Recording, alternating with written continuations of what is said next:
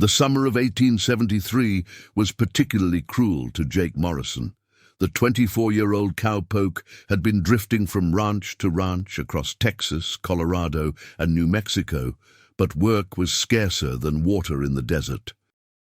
His horse, a faithful chestnut mare named Belle, that had carried him through 3 years of cattle drives and bronc busting, had finally succumbed to age and a rattlesnake bite just outside the dusty town of Perdition Creek.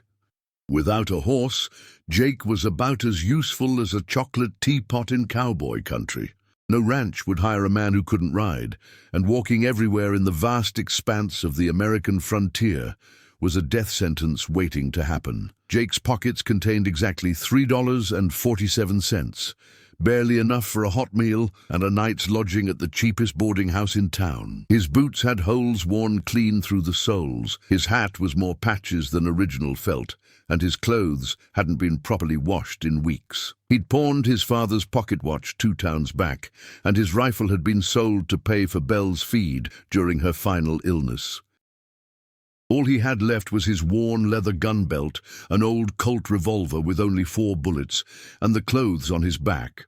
The town of Perdition Creek wasn't much to look at, just a collection of weathered wooden buildings scattered along both sides of a dirt road that turned to mud whenever it rained.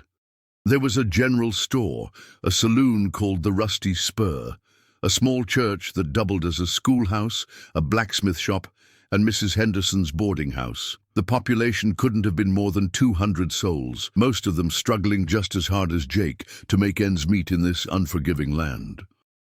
It was while Jake was nursing his second beer of the evening at the Rusty Spur, trying to make it last as long as possible, that he overheard the conversation that would change his life forever.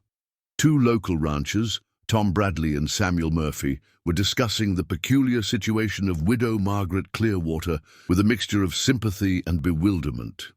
Margaret Clearwater had inherited her late husband's small ranch when he died of pneumonia the previous winter. The problem was, Margaret weighed nearly 300 pounds and had never shown much interest in the day-to-day operations of running cattle. Her husband, God rest his soul, had done all the heavy work, while Margaret managed the household and tended to the chickens. Now, 6 months after his passing, the ranch was falling apart. Cattle were wandering off, fences needed mending, and the small herd that remained was in poor condition.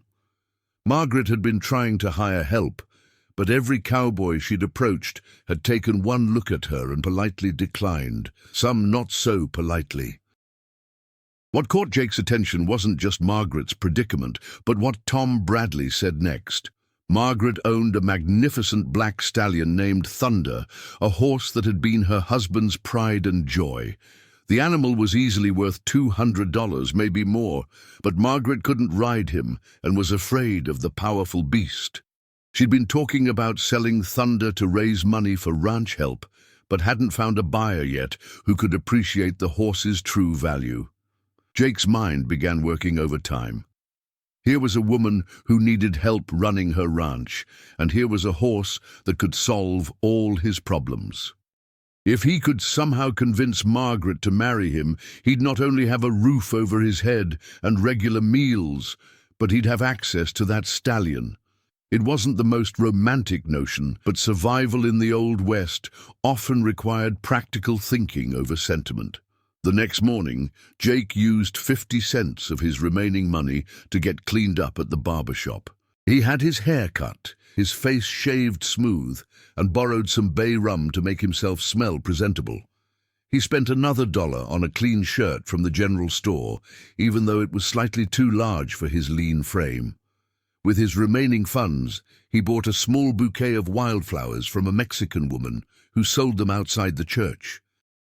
Margaret Clearwater's ranch sat about 3 miles outside of town, a modest spread of maybe 200 acres with a small but sturdy log cabin, a barn, and several outbuildings.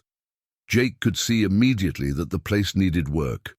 Gates hung crooked on broken hinges, weeds had overtaken what had once been a vegetable garden, and several sections of fence had collapsed entirely. About 30 head of cattle grazed in the distance, looking thin and scattered. When Jake knocked on the front door, it was answered by Margaret herself.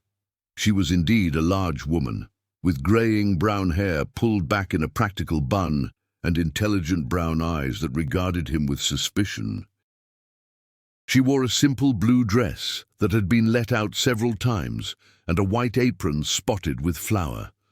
Despite her size, there was something dignified about her bearing, and Jake could see that she had once been quite pretty. Jake introduced himself politely, hat in hand, and explained that he'd heard in town about her need for help with the ranch. Margaret looked him up and down, taking in his clean appearance and the flowers he held somewhat awkwardly. She invited him in for coffee, more out of loneliness than any real interest in hiring him. The interior of the cabin was neat and comfortable, with handmade furniture and colorful quilts that spoke of a woman who took pride in her home despite her current difficulties. Over coffee and fresh-baked biscuits that were absolutely delicious, Jake learned more about Margaret's situation. She was 38 years old, had been married to Henry Clearwater for 15 years, and had never been blessed with children. Henry had been a good man, she said, but 20 years older than her and set in his ways. He'd handled all the ranch business while she'd focused on domestic duties. Now she felt completely overwhelmed by the responsibility of running the operation alone. Jake listened carefully, asking thoughtful questions about the cattle, the land, and the ranch's financial situation. He could see that Margaret was surprised by his knowledge and interest. Most men who'd come calling had barely bothered to hide their distaste for her appearance or their assumption that a woman couldn't understand ranch business. Jake treated her with respect, complimented her cooking, and made her laugh with a few well-timed jokes about his own misfortunes. By the end of their second meeting, Jake had painted a picture of partnership that appealed to Margaret's practical nature. He would move into the small room off the barn, he said, and work to get the ranch back in shape. In return, she would provide his meals and a small wage when the ranch started turning a profit again. It was a reasonable arrangement, but Jake knew it wouldn't get him legal access to Thunder. It was during their third visit, 2 weeks later, that Jake made his bold proposal. He'd spent those 2 weeks helping Margaret with small repairs around the ranch, proving his usefulness and building her trust. He'd also spent considerable time admiring Thunder, who was indeed a magnificent animal, black as midnight, with intelligent eyes and powerful muscles that spoke of both speed and endurance. The horse was spirited but not mean, clearly well-trained, but needing a firm, experienced hand. Jake chose his moment carefully. Margaret had just served him a dinner of roast chicken, mashed potatoes, and green beans, followed by apple pie that was the best he'd ever tasted. They were sitting on the front porch watching the sunset paint the sky in shades of orange and purple, and Margaret seemed more relaxed and content than he'd seen her before. Jake began by telling Margaret how much he'd come to respect her over the past weeks. She was intelligent, hard-working, and kind, he said, and any man would be lucky to have her as a partner. The ranch had good potential, and with proper management, it could provide a comfortable living for 2 people. Then he took a deep breath and asked if she would consider marrying him. Margaret was quiet for a long moment, rocking slowly in her chair. Jake could hear his heart pounding as he waited for her response. Finally, she asked him directly if his proposal had anything to do with her appearance or her loneliness. Jake answered honestly that he found her to be a fine woman who deserved a partner who would appreciate her many qualities. It wasn't exactly a declaration of love, but it was respectful and sincere. Margaret's response surprised him. She said she'd been thinking along similar lines herself. She was tired of being alone and struggling to manage the ranch. She needed a husband, and Jake seemed like a decent man who wouldn't mistreat her. She wasn't looking for romance at her age, she said, but for partnership and companionship. If Jake was willing to work hard and treat her fairly, she would consider his proposal. They agreed to marry the following Saturday, giving them time to make the necessary arrangements. The ceremony would be small, just themselves, the preacher, and 2 witnesses from town. Margaret would wear her best dress, and Jake would purchase a proper suit with money Margaret loaned him. After the wedding, Jake would move into the main house, and they would begin their life as husband and wife and business partners. The week leading up to the wedding passed quickly. Jake threw himself into ranch work with renewed energy, knowing that soon he would have a permanent home and access to thunder. He repaired fences, rounded up straying cattle, and helped Margaret with various household projects. The townspeople who knew about the upcoming marriage had mixed reactions. Some thought it was a practical arrangement that made sense for both parties, while others gossiped that Jake was clearly marrying Margaret for her property and that she was desperate enough to accept any man who would have her. Jake tried not to think too much about the physical aspects of marriage. Margaret was not an attractive woman by conventional standards, and her size made the prospect of intimacy somewhat daunting. But he'd known cowboys who'd married for land, money, or convenience, and many of those arrangements had worked out reasonably well. He told himself that respect and partnership could be the foundation of a decent marriage, even without passion. The wedding day arrived with typical frontier simplicity. Jake wore his new dark suit and a string tie, his hair slicked back with pomade. Margaret wore a navy blue dress with white lace trim that she'd sewn herself, and she'd arranged her hair in a softer style that made her look younger and more feminine. The ceremony at the small church was brief but dignified, with the preacher emphasizing the practical virtues of marriage and the importance of mutual support in the challenging frontier environment. After the ceremony, there was a small reception at Margaret's house with cake, coffee, and a few invited guests. The blacksmith, who had become friendly with Jake over the past weeks, gave a toast, wishing them happiness and prosperity. The general store owner's wife presented Margaret with a set of embroidered pillowcases as a wedding gift. By early evening, the guests had departed, leaving Jake and Margaret alone in the house as husband and wife. Margaret had prepared a special dinner of roast beef, potatoes, fresh bread, and a chocolate cake she'd been working on all day. They ate by lamplight, making polite conversation about ranch business and their plans for improving the property. Both of them seemed nervous about what would happen when the meal ended, and they had to address the realities of their new relationship.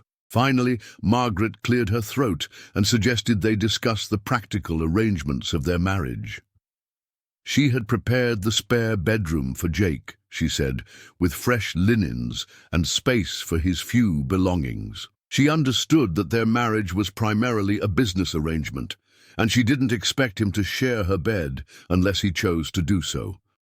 She would not pressure him, she said, but she would welcome his company if he desired it. Jake was struck by Margaret's directness and consideration. He had expected awkwardness and possibly demands he wasn't prepared to meet. Instead, she was giving him the choice to proceed at his own pace, which removed much of the pressure he'd been feeling.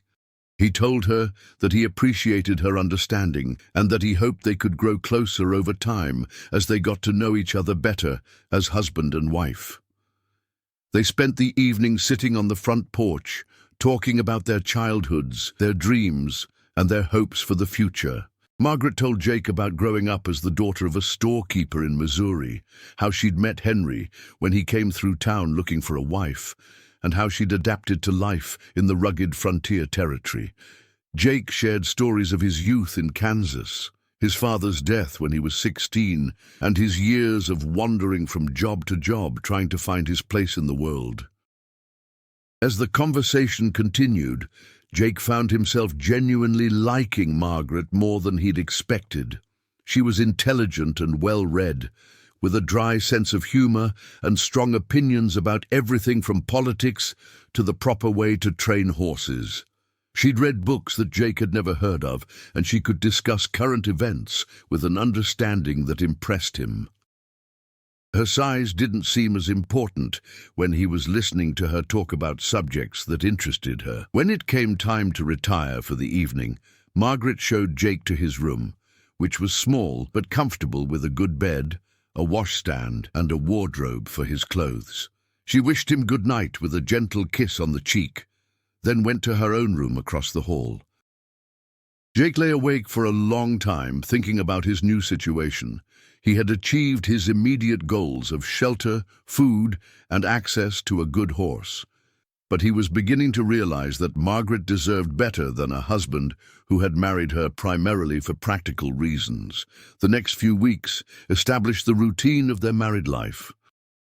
Jake would rise before dawn to tend to the cattle and work on ranch improvements, while Margaret managed the household and helped with lighter ranch duties.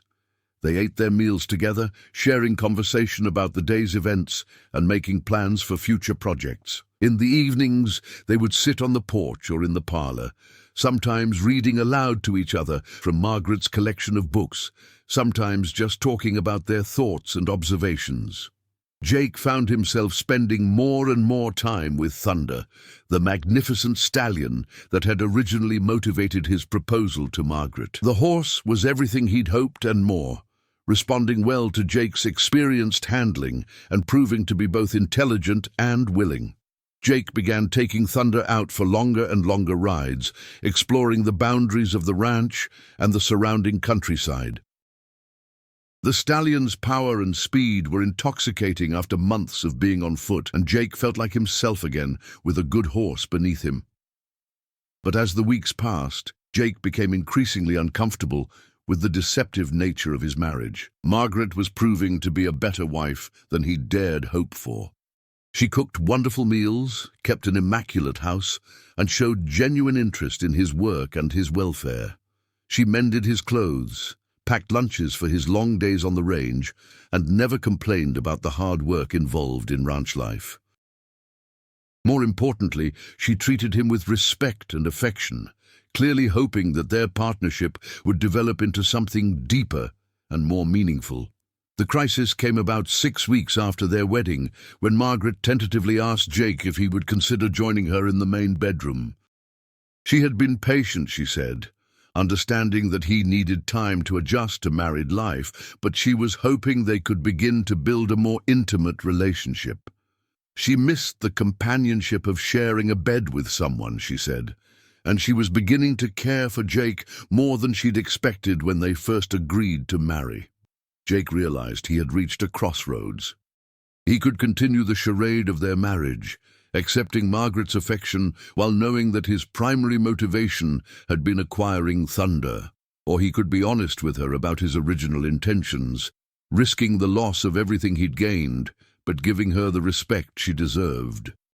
The decision was made more difficult by his growing realization that Margaret was actually a remarkable woman who had been unfairly judged by others based solely on her appearance. That evening, after Margaret had gone to bed, Jake saddled Thunder and rode out into the darkness, needing time alone to think. The stallion moved smoothly beneath him, responding to the slightest pressure from Jake's knees and reins.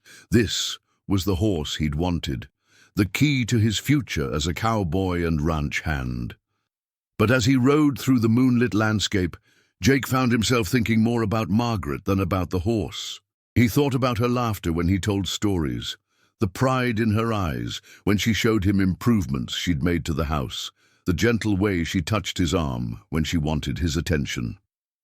By the time Jake returned to the ranch house in the early morning hours, he had made his decision.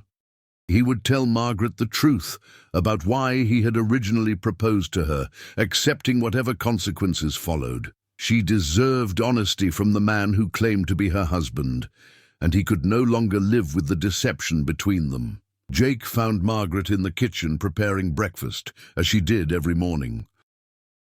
She looked up with a smile when he entered, commenting that he was up early even for him. Jake asked her to sit down, saying he had something important to discuss with her. Margaret's expression grew serious as she heard the gravity in his voice, and she took a seat at the kitchen table, her hands folded in her lap. Jake began by telling Margaret that she had been nothing but kind and generous to him since their marriage, and that she deserved complete honesty from her husband. Then he told her the truth about his original motivation for proposing to her. He explained about losing Belle, about being broke and desperate, about overhearing the conversation in the saloon, about her situation and Thunder.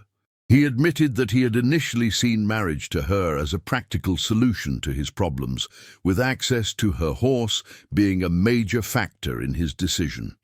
Margaret listened without interruption, her expression growing more and more strained as Jake continued his confession. When he finished, she sat quietly for several minutes looking down at her hands. Finally, she asked if he regretted marrying her, if he considered their marriage a mistake now that he'd gotten what he wanted. Jake answered that his feelings had changed significantly over the weeks they'd been married, that he'd come to respect and care for her in ways he hadn't anticipated, but that he couldn't continue their relationship without her knowing the truth about how it had begun. Margaret's response surprised him once again.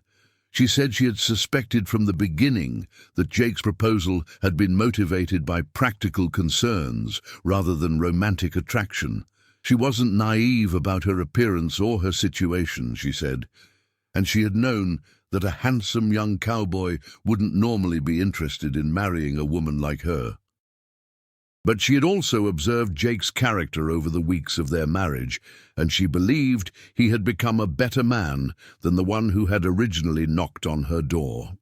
She told Jake that she appreciated his honesty, even though it hurt to have her suspicions confirmed. She said she had a choice to make about their future together, and she asked for some time to consider her options. Jake agreed to give her whatever time she needed, and he offered to move back into the barn room if she preferred. Margaret declined this offer, saying that hasty decisions rarely led to good outcomes. For the next several days, life on the ranch continued much as before, but with an undercurrent of tension and uncertainty. Margaret remained polite and friendly, but there was a reserve in her manner that hadn't been there before. Jake threw himself into ranch work with even more intensity, as if he could somehow make up for his deception through physical labor. He avoided riding Thunder, feeling that he no longer had the right to enjoy the horse until Margaret made her decision about their marriage. The resolution came exactly 1 week after Jake's confession. Margaret asked him to join her on the front porch after dinner, saying she was ready to discuss their situation. Jake sat nervously in his chair, prepared for her to ask him to leave the ranch and end their marriage. Instead, Margaret began by telling him that she had done a lot of thinking about love, marriage, and what she wanted from life. Margaret said that she had been married before to a man who had chosen her for practical reasons, though Henry had never admitted it as directly as Jake had. Henry had needed a wife to manage his household and help with the ranch, and Margaret had been available and willing. It had been a comfortable marriage, she said, but not a passionate one. Henry had been kind to her and had provided for her needs, but he had never looked at her with desire or spoken to her with deep affection. She had accepted this because she had believed it was the best she could hope for. But over the weeks of being married to Jake, Margaret said, she had begun to experience something different. Jake looked at her when she spoke, really listened to her opinions, and treated her as an intelligent partner rather than just a housekeeper. He complimented her cooking not just because it was expected, but because he genuinely enjoyed it. He asked for her advice about ranch matters and seemed to value her input. Most importantly, she had seen him struggle with his conscience about their marriage, which told her that he was a man capable of growth and moral development. Margaret told Jake that she was offering him a real marriage, one based on honesty, respect, and genuine partnership. She understood that he might never love her the way he would love a more conventionally attractive woman, but she believed they could build something meaningful together if they both chose to commit to it fully. She asked him not to answer immediately, but to think carefully about whether he could accept her as she was and work toward building a life together based on mutual affection and shared goals. Jake's answer surprised them both. He told Margaret that he didn't need time to think, that his feelings for her had been growing stronger every day since their marriage. He said he had been a fool to focus on her appearance when she possessed so many qualities that made her an exceptional woman. Her intelligence, kindness, strength, and dignity had impressed him more than physical beauty ever could. He asked if she would forgive his original deception and give him the chance to be the husband she deserved. Margaret's eyes filled with tears as she reached for Jake's hand. She said she had never expected to find love at her age, especially not with a man as young and handsome as Jake. She was willing to take the risk of believing in their future together, she said, if he was truly committed to making their marriage work. Jake squeezed her hand and told her that he wanted nothing more than to build a real life with her, as her true husband in every sense of the word. That night, for the first time since their wedding, Jake and Margaret shared the same bed. Their lovemaking was gentle and tender, with Jake taking care to make Margaret feel desired and cherished, despite her self-consciousness about her body. Margaret responded with passion and gratitude, holding Jake close and whispering that she had never felt so wanted and appreciated. They talked quietly afterward about their hopes for the future, their plans for the ranch, and their growing love for each other. The months that followed brought both challenges and rewards. The ranch began to prosper under Jake's expert management and Margaret's careful attention to the business side of the operation. They purchased additional cattle, repaired and expanded the facilities, and developed a reputation for producing high-quality beef.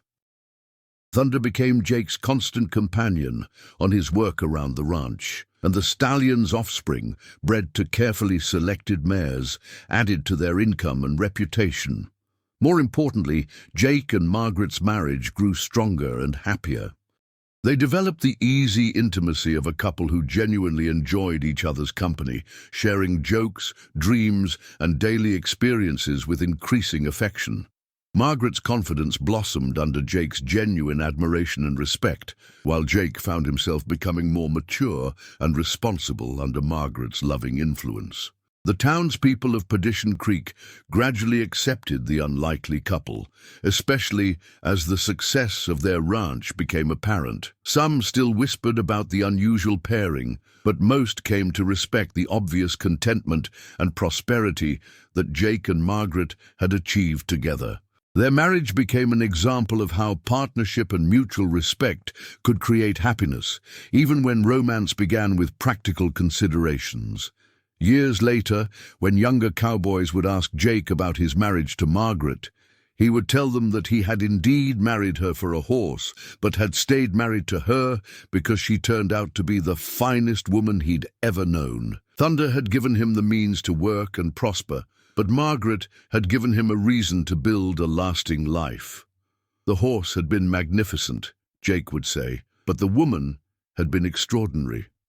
The story of Jake Morrison and Margaret Clearwater became a local legend in that part of Texas, passed down through generations as an example of how love could grow in the most unexpected places. Their ranch thrived for decades. Their marriage remained strong until Margaret's death at the age of 71, and Thunder's bloodline continued to produce exceptional horses long after the original stallion had passed away. But those who knew them best always said that the real treasure Jake had found wasn't the horse that had originally motivated his proposal, but the remarkable woman who had taught him that true worth couldn't be measured by appearances, and that the best marriages were built on respect, partnership, and the willingness to see beyond surface impressions to the genuine quality of another person's character. If you enjoyed this tale from the Old West, please give this video a thumbs up and consider subscribing to our channel for more authentic frontier stories. In the comments below, tell us about a time when you or someone you know found love or success in an unexpected way. or share what you think makes a marriage truly successful beyond just romantic attraction. What frontier story would you like to hear next?